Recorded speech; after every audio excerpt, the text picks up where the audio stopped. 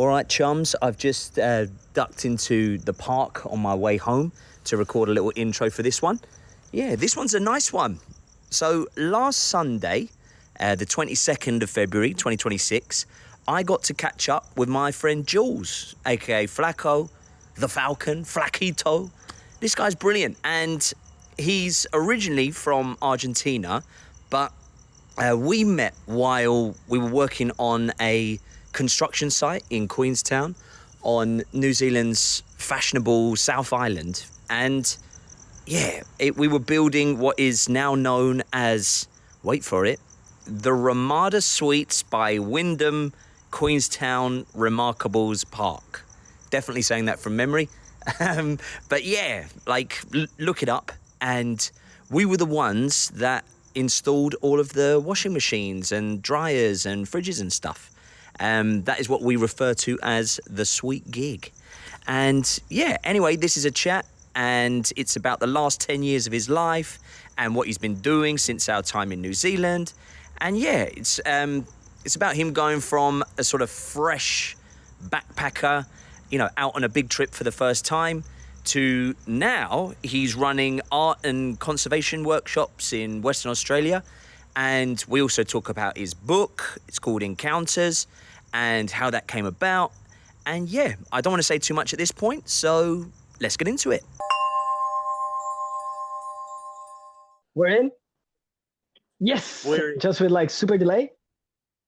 I think so. Yeah, this is like talking to the moon or something. You're just stranded out there, and I'm trying to guide you back home. He's like, Houston, I'm really fucking lost. Yeah, my God, man. Well, oh my God, what a treat. This is mad. Are you in like a cow shed or something? What's your setup? Oh, bro, it's actually crazy. I'm living in a shared house with a bunch of really, really, really close friends. Mm-hmm. And I'm like in the spot that I think I have the best signal, and it's like outside of the house. If I look over, this is our garden, Oh my God, that looks like a sort of sports field or something. Bro, it's mental. Like, this is our garden. It's mental, bro. Like, it makes no sense that we're living where we're living.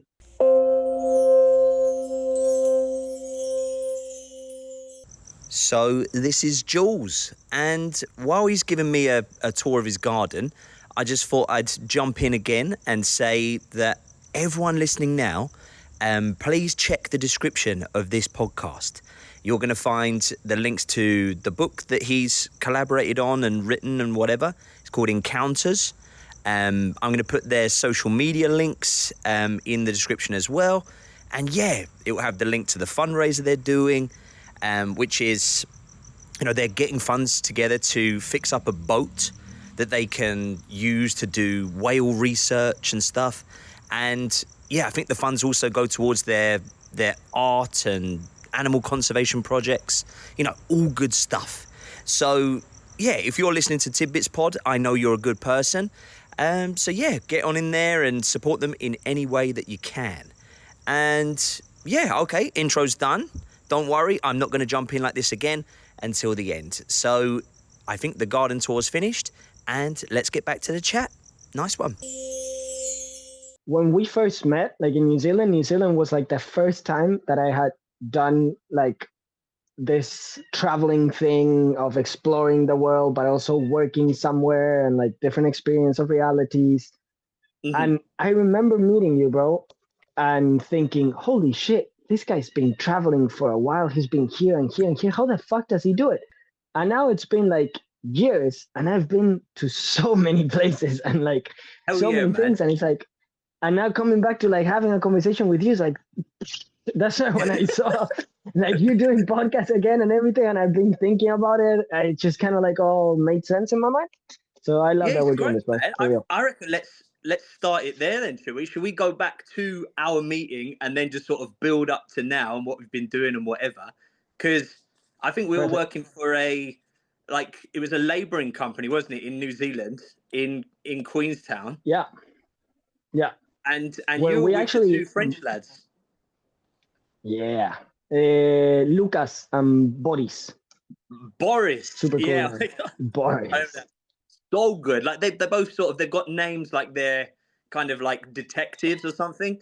Like, They you know, could definitely be a detective show, like the adventures of Lucas and Boris.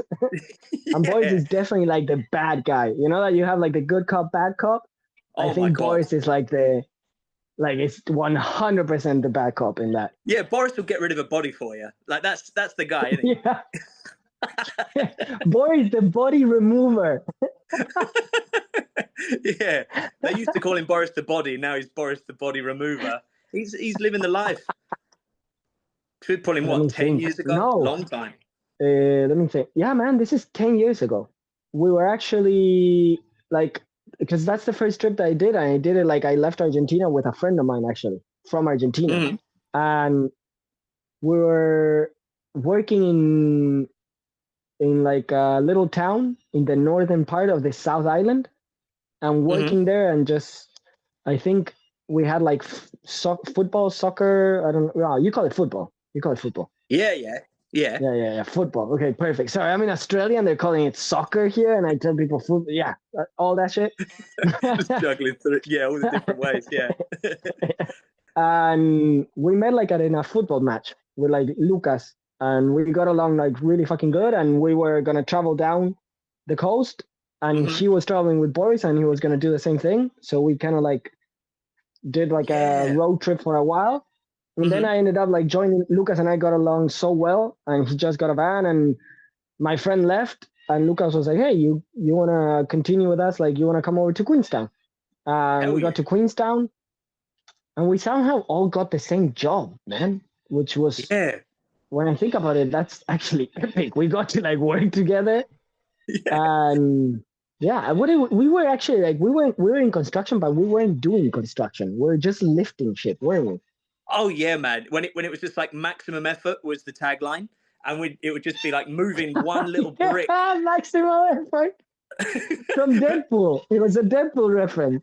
That's it. And maximum effort, yeah. And we're just all there like, okay, how can 4 of us carry this one scaffold pole or something? We're taking pictures of each other, like taking pictures of our feet in like little circles and that.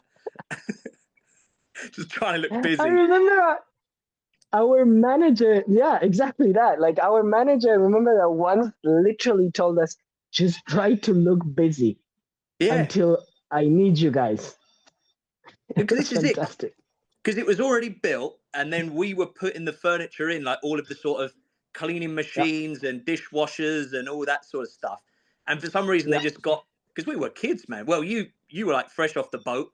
I was the haggard old man. Then there was the detectives, and we were just taken up, because this was before they put the lift in and stuff, or the elevator, and we had to take up all the big washing machines and all this sort of stuff. Somehow they trusted us, and I remember it was like we were crazy. just doing that all day, and then that would finish, and then they're kind of like, okay, we'll keep them around, but just look busy. So it was all like just filling the time. That was brilliant. But yeah, some people did some horrible work at that as well. Like my mate Trev was, because I was living with him at the time, and he was just at this. He said he was just at this horrible sort of like building site where he just had to dig all day. Like he'd come in and they'd hand him a shovel. Shovel, like full on. Like he's working in a gulag or something. like getting punished. And every day I had to come back from our job. That was at the Ramada Hotel. And I was going, oh, yeah, it was tough for me as well, bro. I was putting up with this Argentinian lad. And, oh, God, we had to move a pole in the afternoon. And this guy's talking about, like, breaking rocks, man. Like, he was, like, 6 a.m. until 6 p.m. just breaking rocks under, like, some horrible conditions. I'm going, yeah, cool. Tell me about it, man. It was so hard. But we got so lucky. That was mad. Crazy, though. I had one amazing night where they got like cheese sent over somehow. Do you remember that? We're having all their French food. Oh, bro, and it was beautiful. Yes, Yeah. They got like, I think Lucas' mom sent him like a box, like a French box, basically. Just that's it. Yeah. It's like, hey, can you fit France in a parcel? And they managed it, and it was this, bro, and it was like, oh, the cheese, it was Oh, it was so good, man. I Yeah, love that was France. I mad. really fucking love France. 'Cause we were having that, and then Yeah. I remember him sharing it. I was going, oh, if this was me, man, I wouldn't be sharing that. But he was like, I want to give you guys France and all this sort of stuff. I was like, yeah, that was so fucking cool. And then I can't Bro, remember how we wait. left that place as Sorry. well. Yeah. Sorry, I just remembered something. I'm going to interrupt you because I just remembered something about you that Go I on. just got this image, and I still have not met a human that does this, but I remember that you would eat everything as like you remember. I remember you telling me like, "Oh, bro, food is fuel." Like it just goes in, you know? And I remember you taking an apple, a full apple, and eating all of it. Like you would just leave the little stem or like the little thingy. I don't know what you call it. Do you still do that? Do you eat the full fucking apple? Just put it in, Seeds, man. everything. Just I remember you just like carrot, tomato, like apple. I was like, dude, can you put a piece of bread in it? Something? Like, Just eating like a fucking goat, man. Yeah, because I still believe that in a way. Like, there's two types of eating. You eat to make your mouth feel nice, and then you eat to not yeah, die. Like, that's my thing.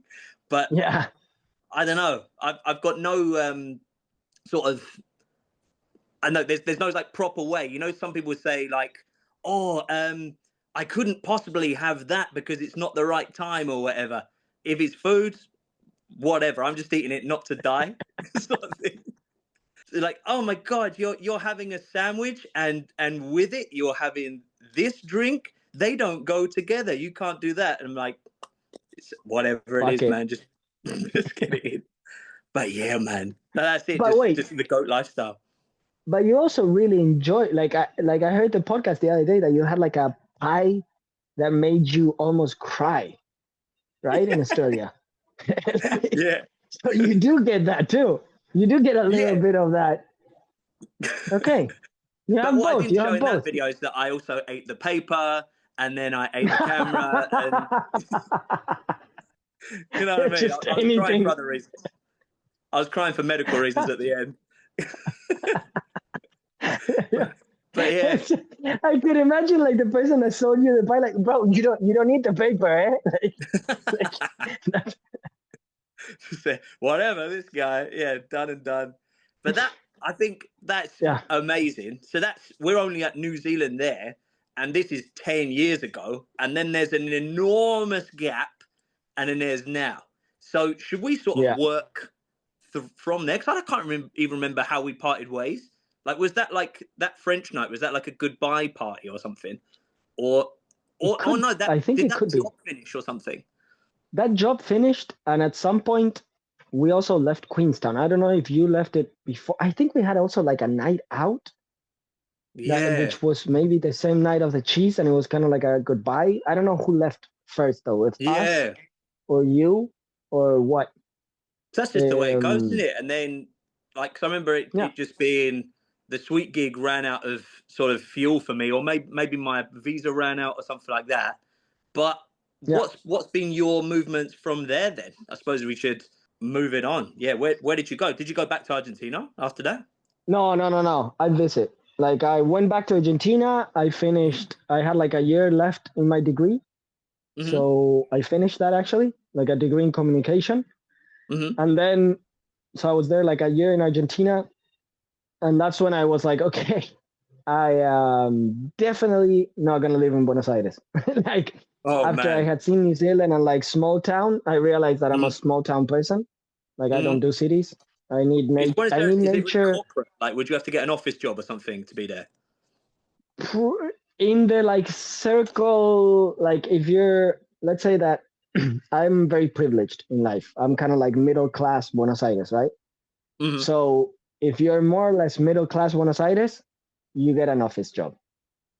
At minimum, an office job. You cannot, like, you were super lucky and you were able to go to university, and after you do like the classical. If you're able to go to if you're able to finish high school and then you're able to go to university, then that means you can probably get a job related to some type of office at the end of the day. Yeah, so your They're life's kind of super like on mega a corporate. track. Like you go through it, and And then you end up working in like an insurance company or something, and yeah, ticking boxes in some 100%. office. Yeah. Yeah. So you've gone back. Yeah. You And I tasted that saw for a little that. bit. Did you do the corporate life?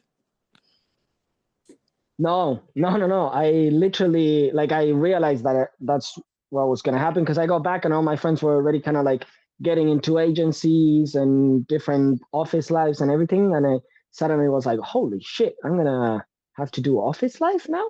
And I was like, no, this is not for me. I got to continue exploring. So I finished the degree. I went to Canada. In Canada, like my brother and my sister-in-law are living in Canada. They were on that's also the thing. Like when I was looking to like where to go the first time, like working holiday visas, I actually had like 3 options that I was interested in. And it was New Zealand, Canada, and Australia. And yeah, good ones, eh?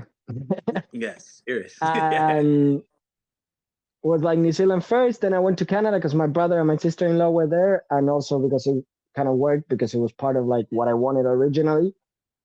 And I did like 3 months between there, like in Western Canada, in Alberta.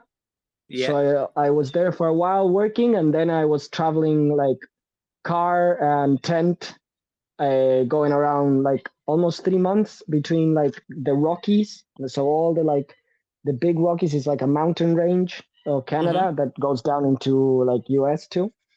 And I did a bunch of that, and then across British Columbia to Vancouver Island. Oh man. Yeah.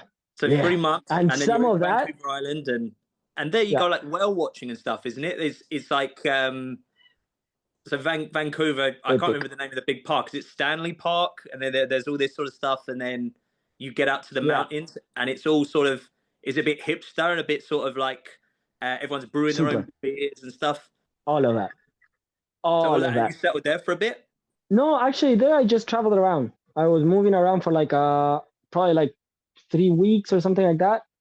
In Argentina, I was also brewing beer, so for me, it was like, oh my god, like the combination of like animals and brewing beer. It was really like, wow, this is amazing. That's where I went for the first time. Like, well, second, but first time I saw like orcas in the wild. I did like a whale watch, and it was, bro, seeing orcas like so. I've seen a lot of animals, and traveling, it's the number one thing I do. At the end of the day, like in New Zealand, for instance, my highlights of New Zealand, when I look back, are actually animal moments, you know? And in Canada, it's the same.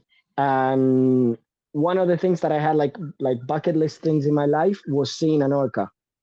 So when I got there, I was kind of thinking of maybe kayaking or like looking at different options, but then I was like, actually, I don't know how much time I have or what I'm doing. So I'm just gonna like bucket list thing, get it out of the way and achieve the dream. And I was like, okay, orca watching.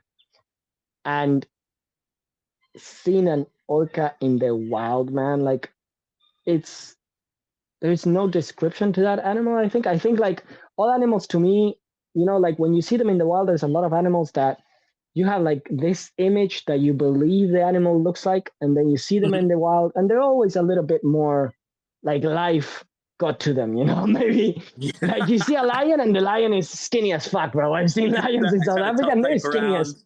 Yeah, my God. Exactly. It's exactly that. You see a dolphin and it has like scars and it's like, it's seen life too, you know, like you see that. Yeah, bags under its eyes. Animals. Yeah. Exactly. Like nature, man. Nature hits you. It's not that like they're able to like put on makeup, you know. They're out there. They're like living. And seeing an orca in the wild was till this day is the one animal that when I saw it, I was like, this doesn't look like it's in nature. Like it looks like it's perfect. Like it's almost like fake in a way. Like you see it like swimming up and down and swimming up and down, and there's something about like how their skin like shimmers, you know, with like the sunlight and the water and everything, and you're just like, that's not real. And you see that patch of white that makes you believe it's their eye, but it's not. And it's just fucking mind blowing, man. It's like, well, it's my favorite animal, you know. So hell yeah. Yeah, so were you tempted then to just base in Canada and start to do that?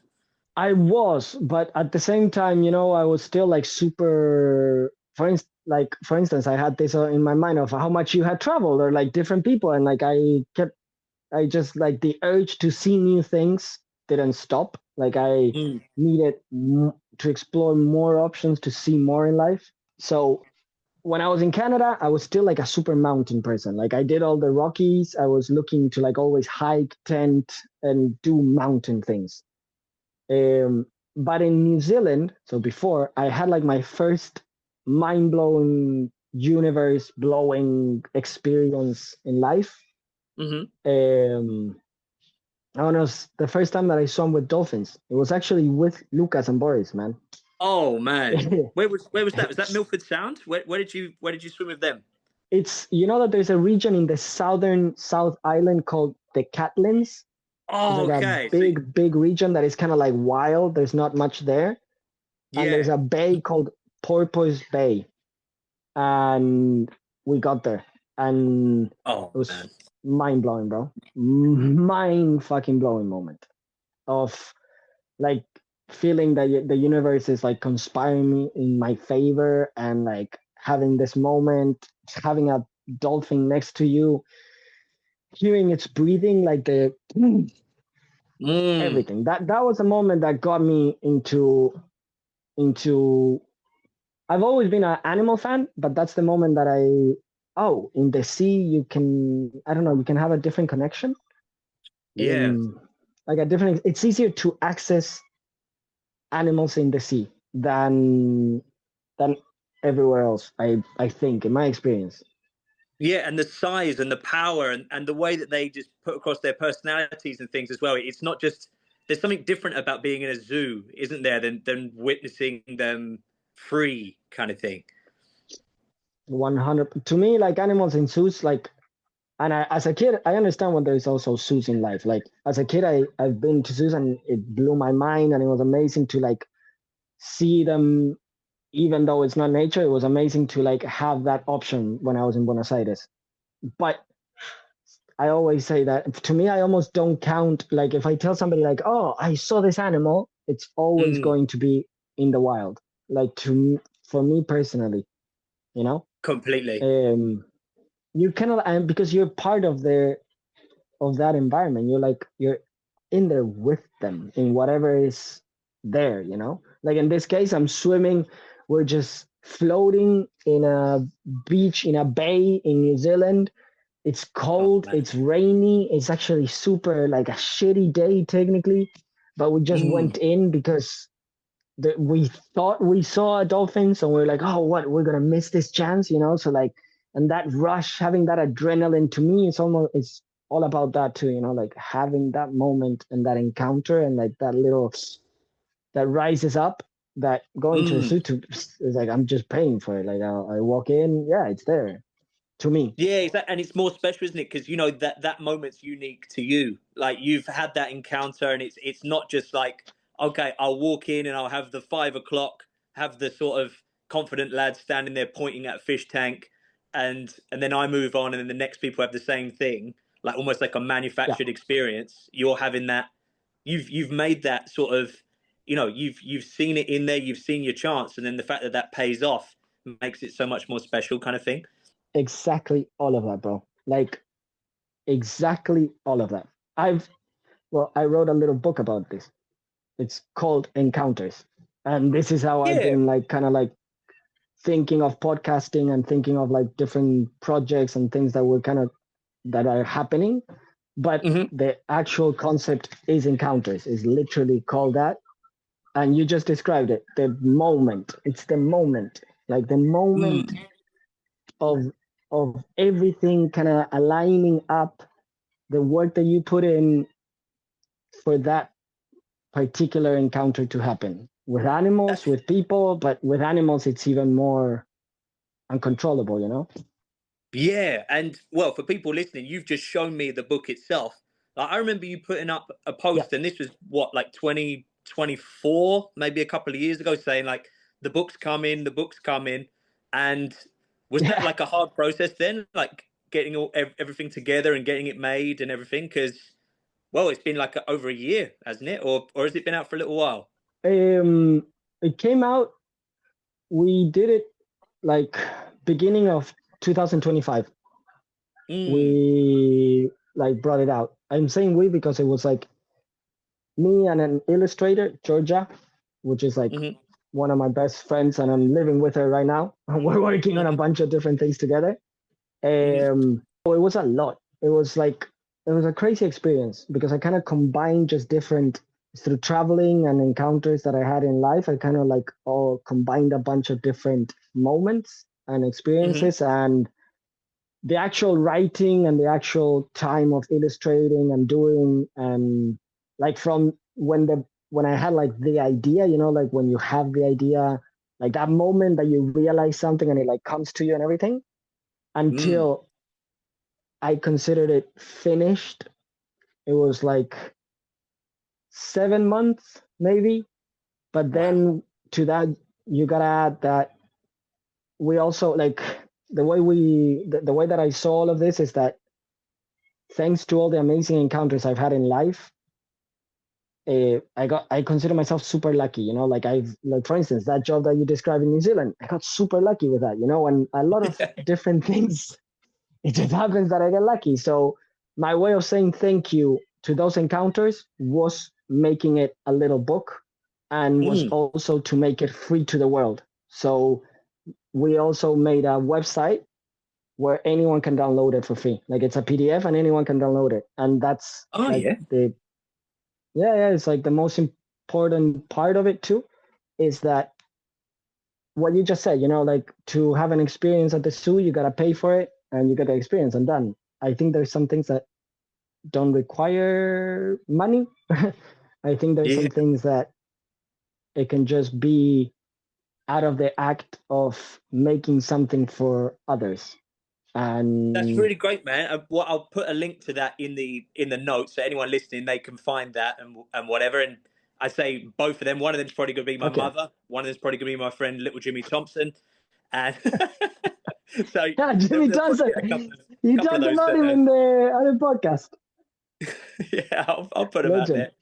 But this is great, man. And is that sort of what the core is for your workshops and stuff as well? Yeah, it is. Yeah. On the workshops, we're actually, so it was kind of like a combination that I wanted to do some type of workshop. I wasn't still sure. Like I wanted it to be about storytelling and about Hmm. animals and people to learn about animals.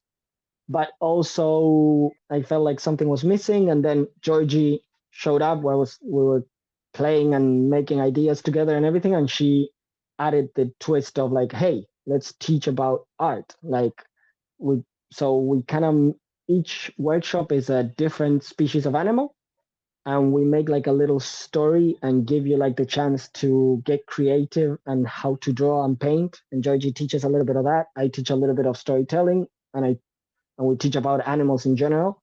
We also have Mm. like sometimes depending on what workshop, we also have like videos and filmography by one of my closest friends and colleagues, and he's a like a animal filmmaker, like nature Hmm. documentary. And for instance, like the first one was episode 1, and it's like green sea turtles, and with some ideas of mine, and through his filming, he made a like a 5 minute short film on sea turtles, and it's amazing, bro. And on Nice. different workshops, we show different animal uh, pictures, information, videos, a little bit of everything. So this Yeah, is where you are now then. So everyone that you're living with, so you got Georgie doing the art and then you sort of run yeah. the thing and there's a videographer. What what sort of pulled everything together? Is this place like a like an animal site or something? How did it all align like that? Bro, so we all met. Well, my friend, like Fabri, and I have known each other. We went to the same school in Buenos Aires. We've known each other Mm. since we're 5, but we became super close friends after like high school. And then we both became nomads on our own. We started like traveling to different places.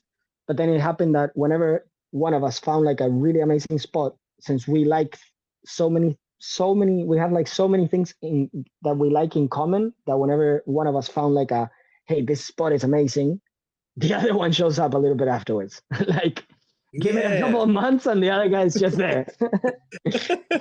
And yeah.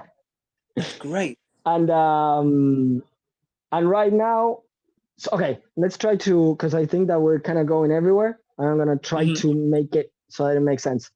So going backwards a little bit, I'm in Canada. After Canada, I go to Colombia for a while, a little bit of Latin America and some places, just traveling, still not sure what I'm doing, but traveling around, experiences. And then I go to Europe.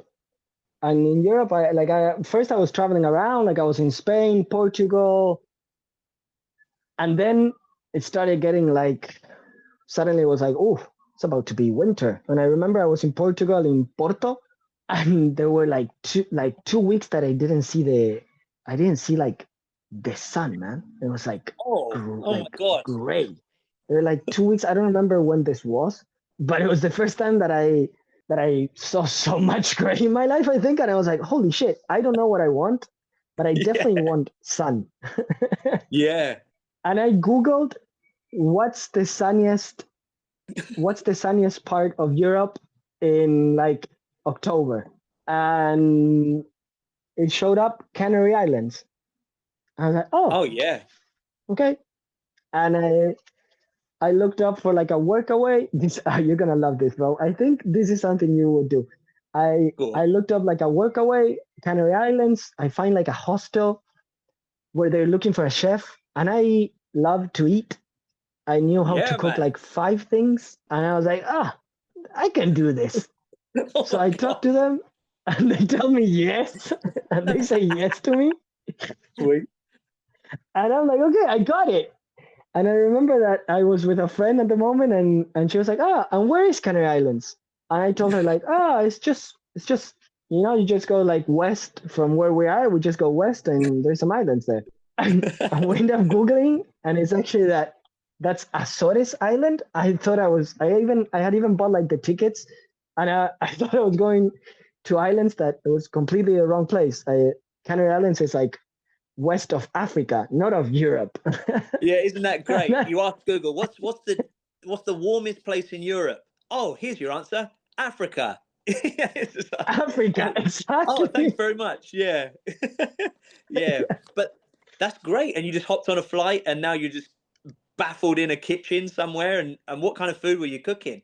Was this like a real fancy place? Oh no, this was a hostel, and it was like 4 times a week. I would make dinners. I also got super lucky again. It was like 4 times a week, make dinner for some guests, and I just met really amazing people in that hostel.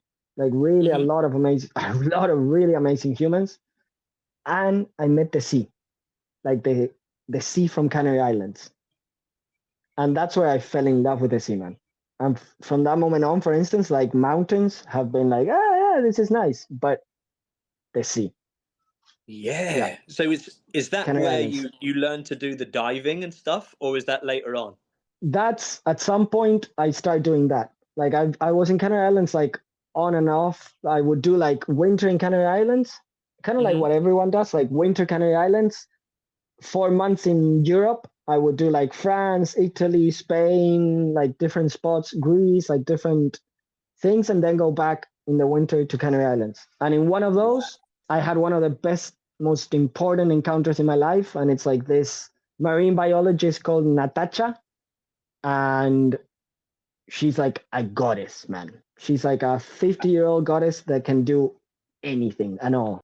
We ended up living like in a shared house together with other amazing people. Like it was such a nice, beautiful group. And she would come back with like dolphin stories all the time. Oh, okay. So I started like, hey, if you need anyone for anything, just let me know. like that for like 5 months. And of course, like she's part of a university, so it was always like people from universities that would get it, like volunteerings and things like that. She never had like space. And I went to Europe again.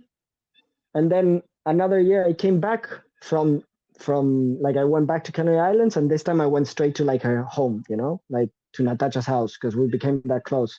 And this time I came me, and not only me, but with two other friends of mine, Fabri, the filmmaker, and Fede, like two super close friends of mine, and we just stayed with her. And wow. And I went from telling her like, hey, if you need like one volunteer for anything, suddenly I was telling her, hey, if you need 3 volunteers, not just one, but 3. That's and magic. she was like, there's no way, you know.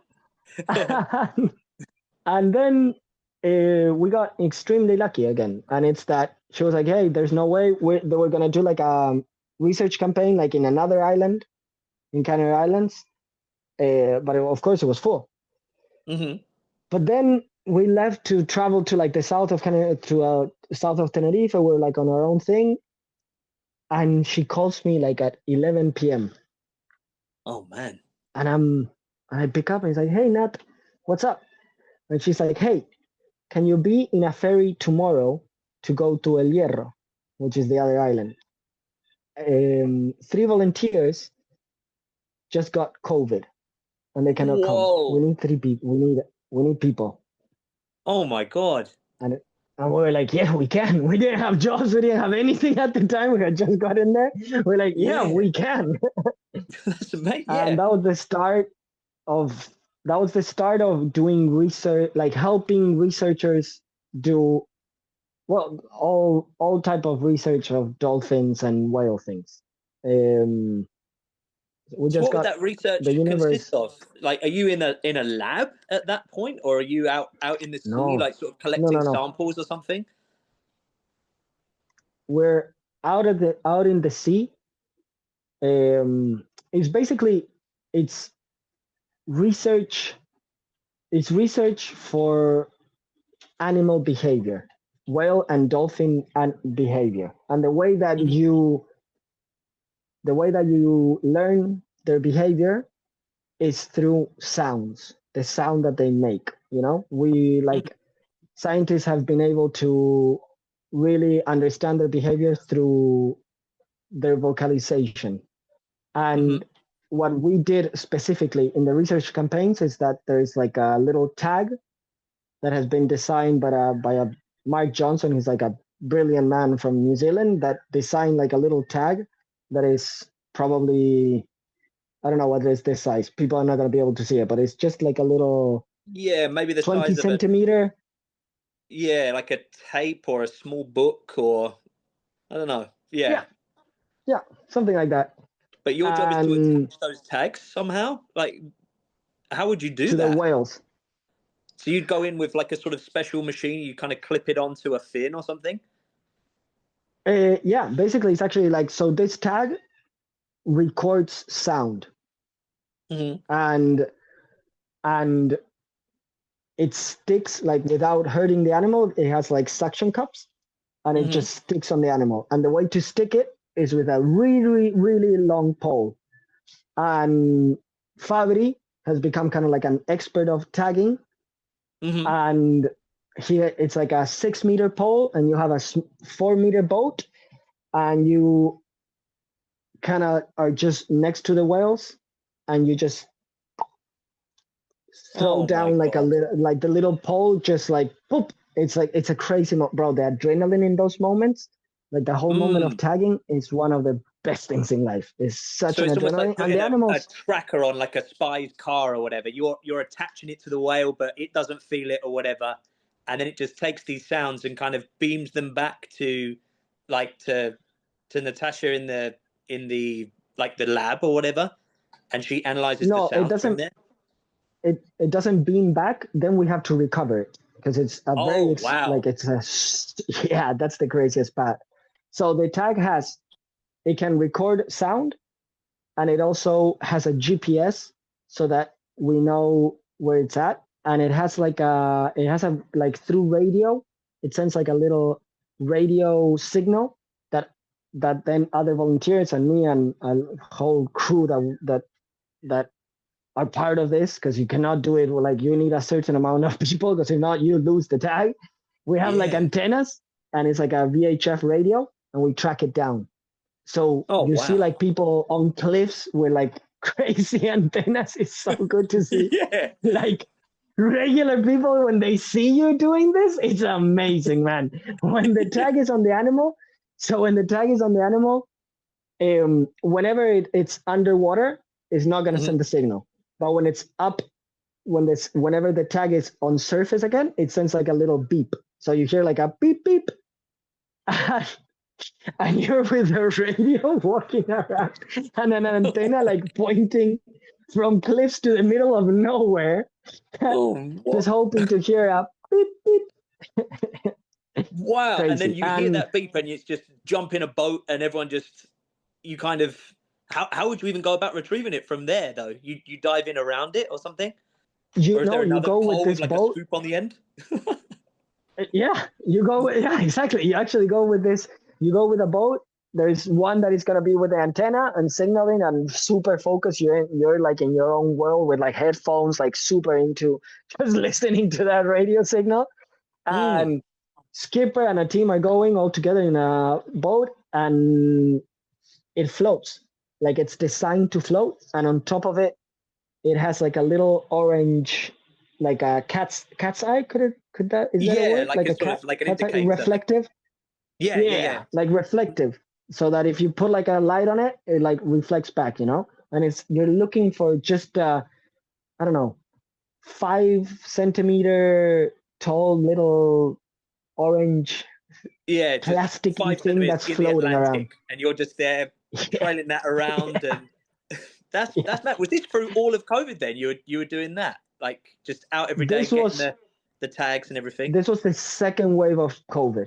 The second wave of COVID, and research campaigns are usually like 2 to 3 weeks, and depending on what animal you're studying, sometimes you tag every day, but then there's other animals that is super hard to find, super hard to tag because they're maybe more shy. They're like, the amount of time that they're on surface is also different. So there's like a whole bunch of, I would say, differences between what animal. So each research campaign can be completely different. And we went from doing one to the group really loving us and us loving what we were doing. So we ended up doing like off and off for like 6 months, 4 of them. Wow. That was all in Canary Islands and different islands. Because this question is probably going to be too much or whatever, but like, because we're not scientists, or maybe you can tell me, but what do they do with that sound information then? So they know. Oh no, I've done that. They've got the sounds and everything, but how do they then interpret that, and what do they learn from the sounds? Yeah, so that I know because I've been also listening with them, like where I've been helping with all of that, let's say. And so the other thing, I didn't say this. The other thing that the tag does is that it also has a word that I can never remember. I think barometro, I think it's called in Spanish, and measures pressure. It's like no, not the pressure. There's one that measures the depth. So one thing measures depth, and the other one measures the angle of how it's positioned, the tag, right? And if the tag is facing some way, you can more or less know which way the animal is also facing, like the whale. And the way it kind of works is that when you get all the data back, you're going to have sound, you're going to have depth, and you're going to have the more or less, you're going to have sound, depth. You're also going to have surface times. So like whenever the tag is all above, so you know that the animal is on surface, and you're going to have the position of the tag. And through all of that, they can more or less calculate what type of behavior they're doing. Because if it's down for a really long time and it's quiet, it also depends on what animal species it is. So depending on what animal species it is, some of them, when they're hunting, they're very loud and they make like a certain sound. So for instance, sperm whales will echolocate. So they're doing like clicks, click, click, click, click, click, click, click, click. And depending on what depth they're in, how much they're clicking, and how much time they're down there, they can determine if it's maybe hunting, for instance. If the whale is on surface, like if the tag is on surface for a really long time and it's not moving much, then you know that the animal is still. And why would an animal be still? There's a lot of chances that it's resting, and it's the moment that it's actually like taking a break from hunting, a break from socializing, a break from a lot of different things. So with the combination of all of this, of these characteristics, you can more or less realize what they're doing. So It's crazy, man. there's all the different whales, and do you think there's any sort of correlation between? Because obviously not all whales are hunters or whatever, but you can sort of listen to the sounds and think, okay, this is resting, this is this, and then you can sort of track a typical life of that animal, then sort of thing from what you've learned Yes, from other animals. Yeah, I don't do that, but some scientists can do that. Like I've never gone into full listening to the sounds for like 15 hours in one day, you know? Yeah, this sounds That's the amazing, other man. Like side of science. yeah, you've kind of gone there as a chef, and you've come away as a marine scholar. Like, how the hell did that happen? That's so cool. That's amazing. Well, it was a lot of time too, but like, you know, between coming, going, I've done a whole random jobs also. I've done a lot of experiences. You know that I like what I said before. It's like I wanted to experience a lot of different things. So I just kind of did that. I kind of like was very open to seeing whatever. And I had this, which I think you had too as a traveler and in general, is that you've done so many random jobs, you know, and jobs Yeah, that, man. right?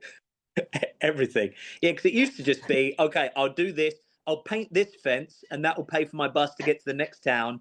And you're sort of like, what if I didn't find that woman to paint her fence? Like, sort of thing.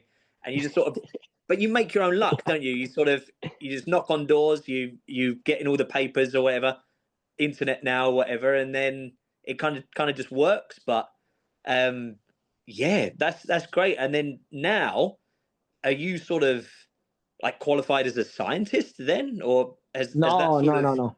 did that lead No, to Australia in any that way, doesn't or is that a happen. separate thing?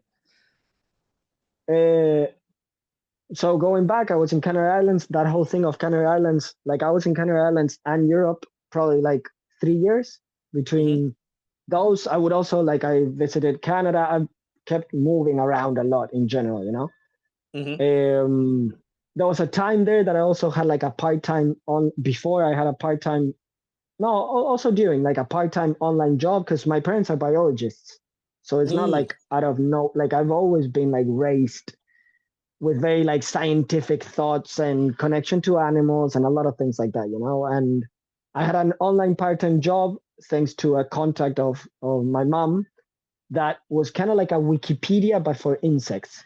And yeah, and it was like data entry and editing, and I did that for a while, and it was like part-time and online, so I kind of was able to move around, and it was not with like actual like hours but more objectives. So Yeah, I was able to really kind of set up the work as I could, and it wasn't like a lot of money, but it was between that and doing different volunteerings, I was really able to get around, and random ass jobs, man. Wine that's it. Well, picking, that's a like sweet gig just to have grape that picking. consistency. Oh yeah, all the fruits and stuff. What was your Yeah, hardest fruit picking? Like, are we in Australia now with the picking? So remember it being like soft fruits, and in the southwest asparagus and all this sort of stuff, garlic. I've never had to pick anything in Australia, surprisingly. My picking was in Europe. Yeah. uh, hard ones, um, bro. Actually, like in, I think, I think hard to me was actually, uh, I think it's called pruning, the pruning of wine.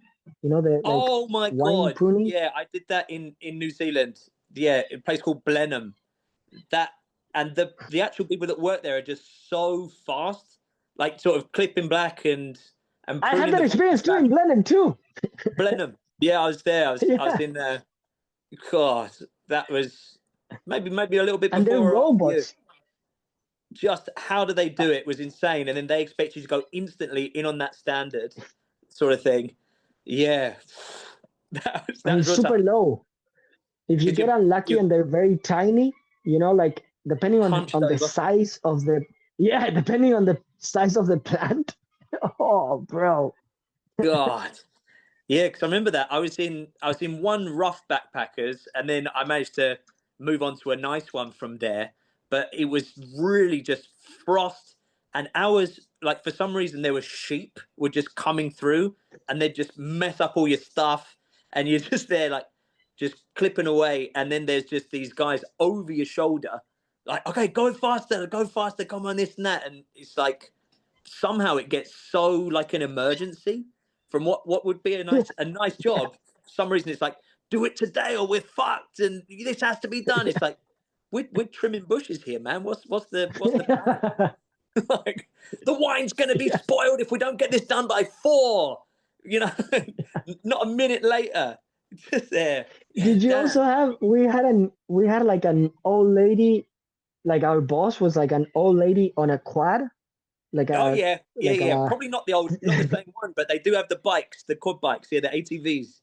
Yeah, the ATVs, and they would yell at you from there, and you're fucking cutting, and you're like, bro, no. Come on, Mike, yeah, Right. 3 days, bro. Yeah, come on, cut them up.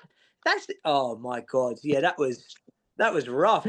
Yeah, but so beautiful, like on those in the mountains and stuff. That was lush. But I just realized that's how I met the detectives, bro. Detective Lucas and Boris was cutting in Blenheim, bro. Oh, I've just made the connection. And you should see Boris didn't speak English, and the old lady on the ATV was yelling at him, and he was just like, I'm Boris the body. You know, like, no English. Everyone's probably just like, I'm a body remover, I'm not a trimmer. Yeah, God, yeah, because they must get it. Like, imagine being her. Like every couple of weeks, you've got another set of dickheads. Like, I come through, then everyone comes through, and they're all expecting, like, we've never done it, but they expect perfection from us. And she's got to train them up. Then they go, then she trains them up.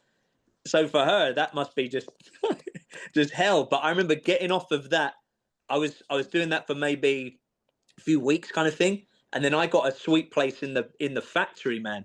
Like, I was just putting the boxes on a big crate kind of thing, and it was just like being a robot. But you'd clock in at 5, you'd leave at 5, and just because it was so, like, everyone was just having a real hard time doing this stuff. But that's how you get the bonds, isn't it? Like, doing the shit jobs, at the end of the day, everyone's just like, oh, and then you turn to the person next to you and you're like, right, what are we doing? Are we, like, you know, that's how you just bond so quickly, because it's like shared trauma or something at that point. It's really hard. Yeah, my God.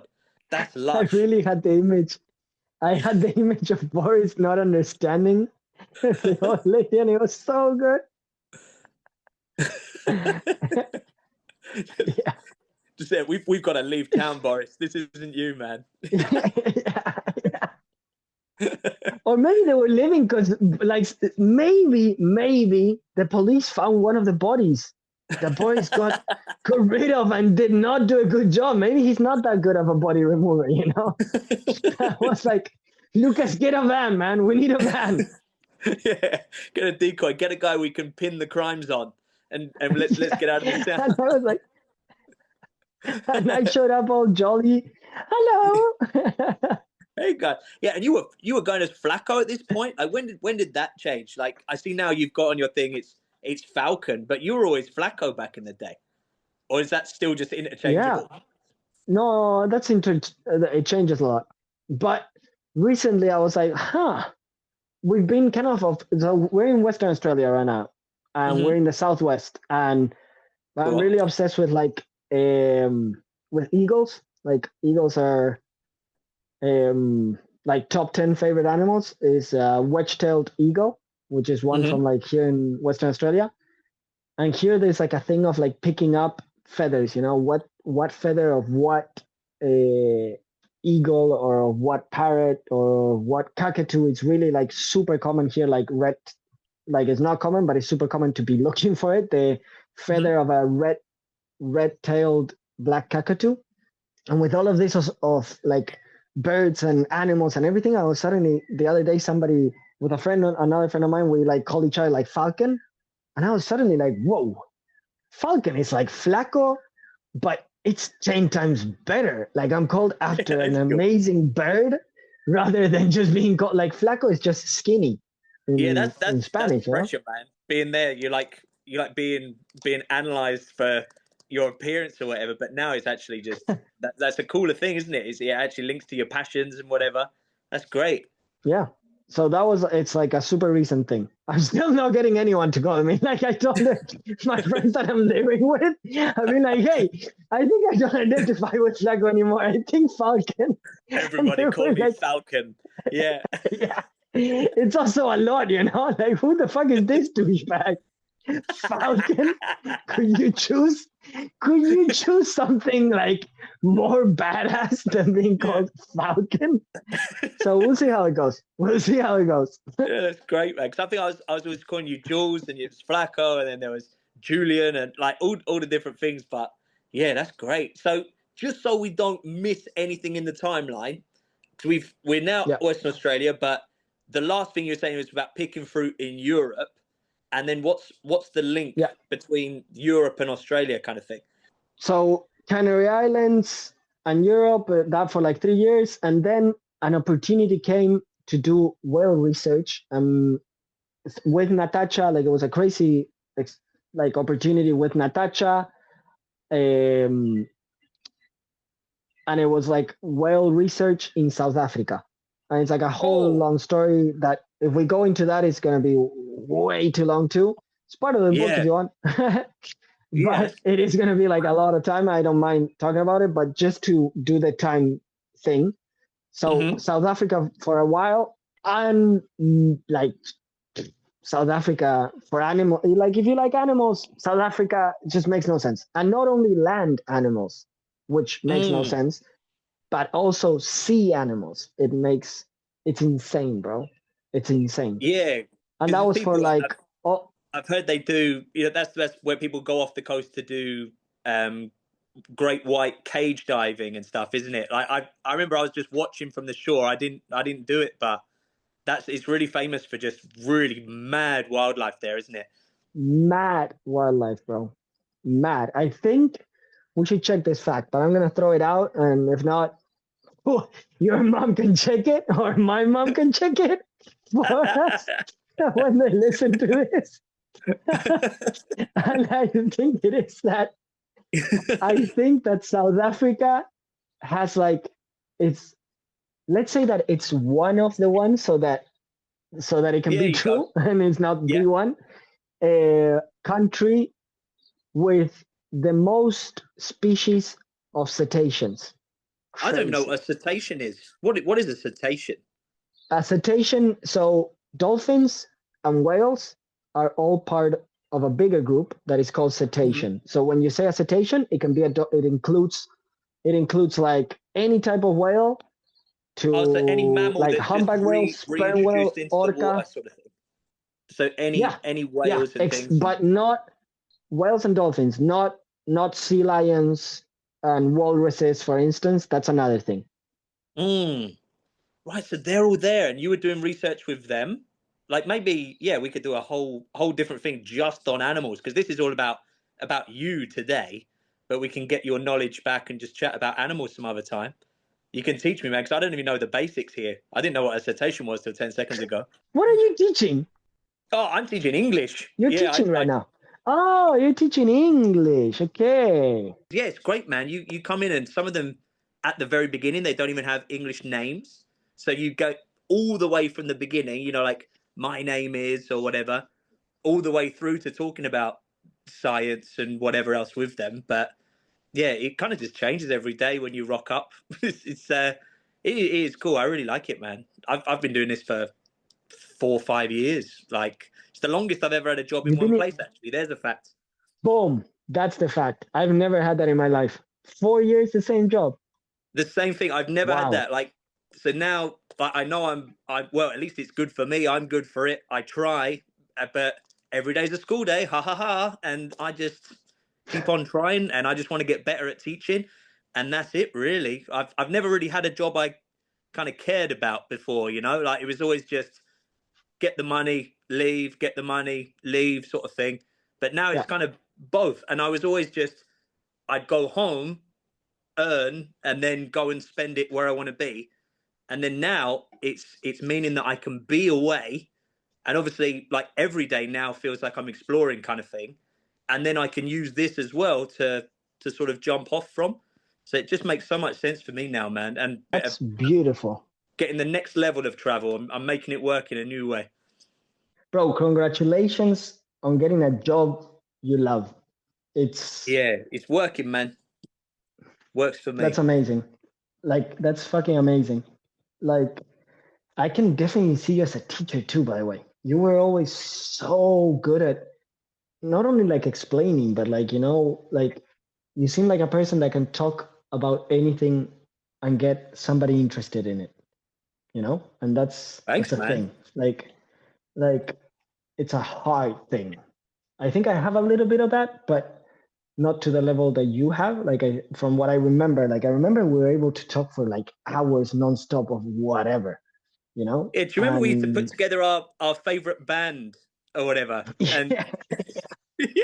Anyway, yeah. Well, thank you for the kind words, man. But yeah, my God, I'm sure you're doing the same, with your animal stuff and everything. But with it, like our bands, I used to piss you off because you would actually have the knowledge. You'd say, right, okay, well, I'd have John Bonham on the drums, and then I have this and this, and I just go, yeah, all right. Well, up front, I'd have Usher, and then probably just on the drums, I'd just put Usher's producer, and then the person, whoever plays guitar for Usher, he can come. And you were just going, Usher, man, Usher. Why you keep saying Usher? Because you said, what? Does Usher play an instrument, by the way? Say what? Have you checked if Usher plays an instrument? Oh man, he plays the instrument of love. He's got this beautiful voice. That's all you need. That's the one. If you need drums, stick Usher there. Yeah. If you need to cry, Usher. If you need to dance, Usher is there. All the shows packing out the stadiums. No, he's like man. He's the Swiss Army knife, the little gadget that has all the gadgets. Yeah. That's Usher. Usher. If you need a little pair of scissors, Usher is so versatile. Incredible. He's the musician Swiss Army knife. He's so incredible. He's so incredible that he actually still has the toothpick. You know that all the Swiss Army knife, like the toothpick just vanishes? I feel like it never shows up in life again. Like, you buy it once. I'm pretty sure that you buy it and you like see it and you're like, oh, it comes with a toothpick. And that's the last time you see it. Like, that's gone. That was it, man. Yeah, but those chats, man, that got you through, Those were hard days with those big old machines and that. And I'm just there going, all right, who's your favorite drummer and all this sort of stuff, like chatting the shit. Good times. Talking, man, just talking. It's all about activities are who you're with, and if you can just talk through things, it's just, life just goes and goes in a great way. It doesn't just go, it goes like you're living, not surviving. That's why I always like to, I heard that somewhere, but I think that is so true, like living, not surviving. Yeah, it's kind of like all about that. And I remember we also used to do kind of like I think we did like best football players, or I don't know, like top 10. We would do like top 10 of everything, I remember. Yeah, all my bullshit, man. This is it. Yeah. This is our task for today. We have to put together the football team. We have to put together the band. Became important, exactly. Somehow. Bro, it's like, you gotta get through a job. How are you gonna look busy if you're not making a top football team, Like, it's the most important thing. And two of us sharing one brush and trying to look like we're both busy brushing somehow, but we're sharing one brush. That was mad, man. You remember that? If others came to to the attic that we were hiding in, and others came, we were like, hey, like we cannot all be in the same place. There's already 2 people here. Like, you gotta find your own spot to look busy in. Yeah, my God. Yeah, I need to ask you a question here, man. So where are we on the timeline? I think I'm here. I'm trying to rush it too much, but we were in South Africa. And then South Africa. So South Africa, and then whereabouts in South Africa, by the way? So you're on the garden route, like on the coast. studying all the animals sort of thing? So, well, at the beginning I was, because of Natasha and to help her out, because she's unstoppable, man. And no, we're not gonna go into all of that. I studied in the Kruger, because if not, it's way too much. I studied in Kruger National Park in a Congress, and I was there for like 3 weeks. Bro, I've seen so much of that, like so many animal encounters that it's just mind blowing. And then we actually like went down, like got a car and drove down and west, like down to the coast and then west. So we went through so many different national parks. Yeah. And then close to Cape Town, there's a town called Muizenberg, and that's where we were based for humpback whale research, which was also like we were there almost like, I don't know, month and a little bit longer. And in between, a lot of driving. So road tripping, it was just unbelievable. That's fucking amazing. I love South Africa. And then from there, I have been doing like so many things with like with research, like helping. Like in 1 year, I really did like a lot of, without being a scientist, I was part of a lot of whale and dolphin research. And I was like, okay, what do I do now? Like, I want to somehow keep helping the sea and animals, and how can I do this? And I actually looked up, do you know the NGO Sea Shepherd? I don't, no, but they're based in South Africa, are they? No, they're global. So like Greenpeace in like the 90s, a part of Greenpeace separated and it became Sea Shepherd. Okay, yeah.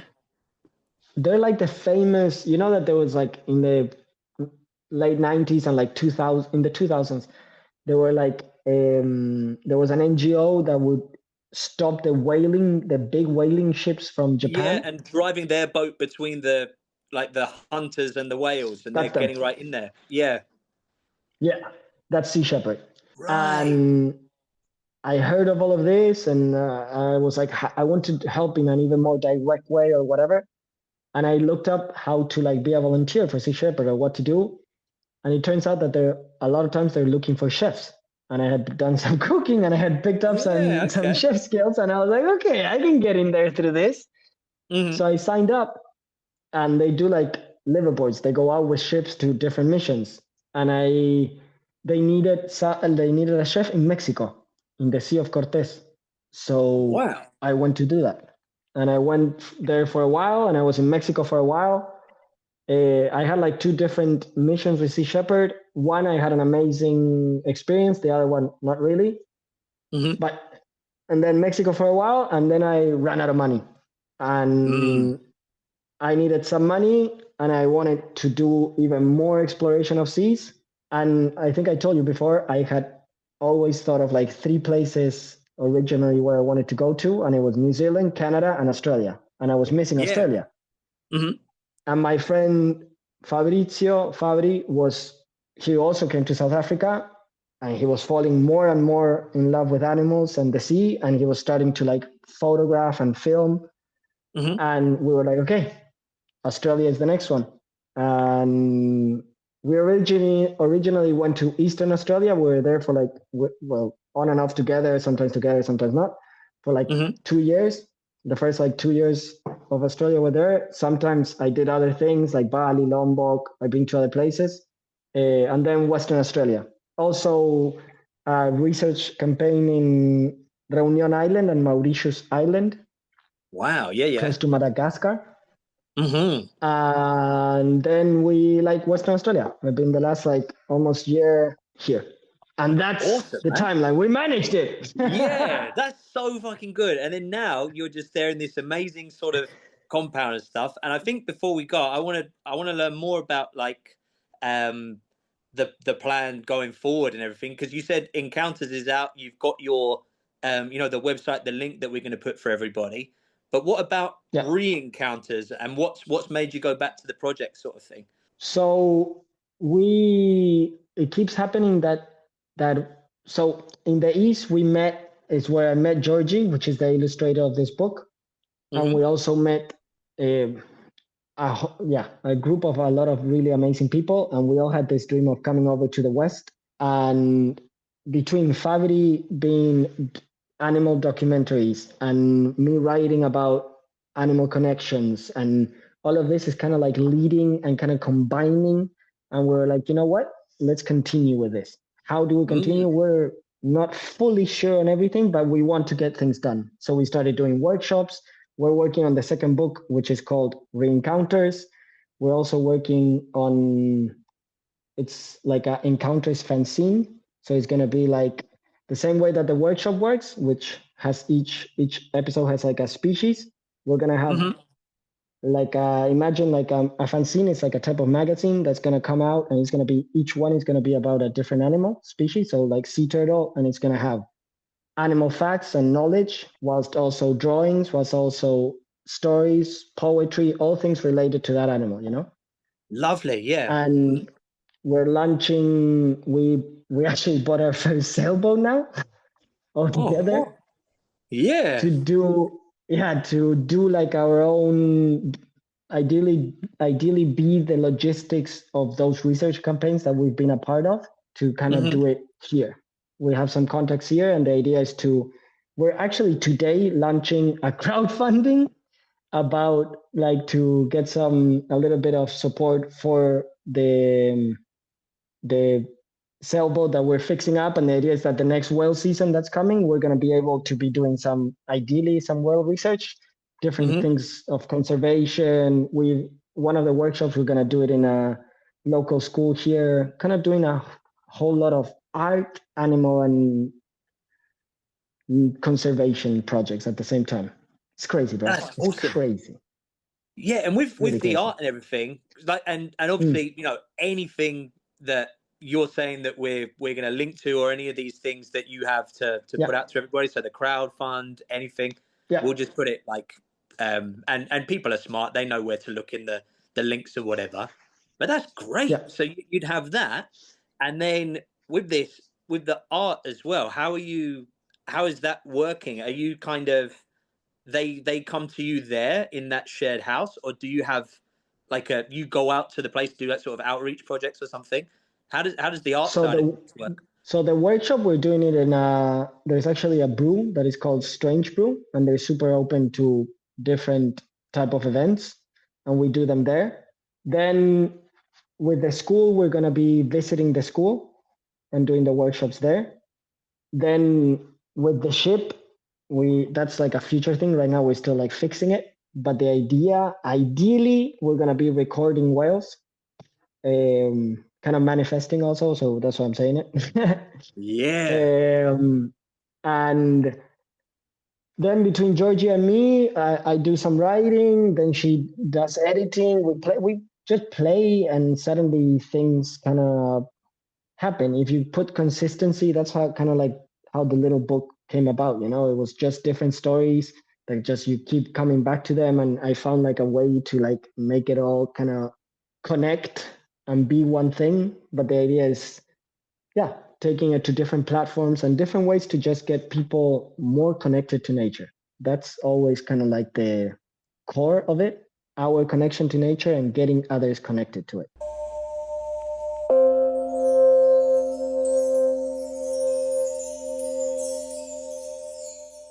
And that, chums, was Jules. What a lovely man. I know I'm in my wrapping up sort of cadence, so you might have switched off a bit, but if you ever were going to get involved in stuff, now's the time. You know, like, get into that description of this and get into the links, read the book. You know, it's free, why not? Subscribe to the Encounters social media, get into the crowdfunder stuff, and let's start doing some good with this little community.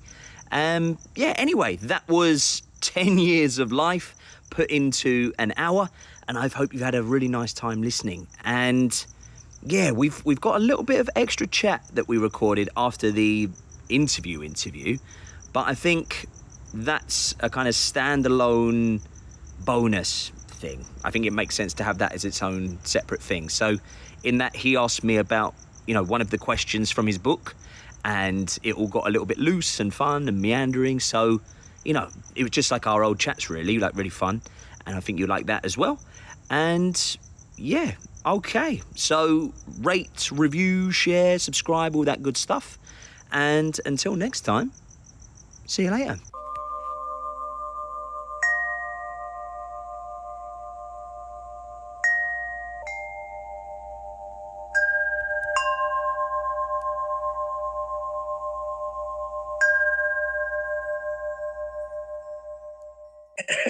The scientific name of that beetle would be also amazing. That it's always like Latin, like 2 Latin words. It'd be like excrementus maximus or something.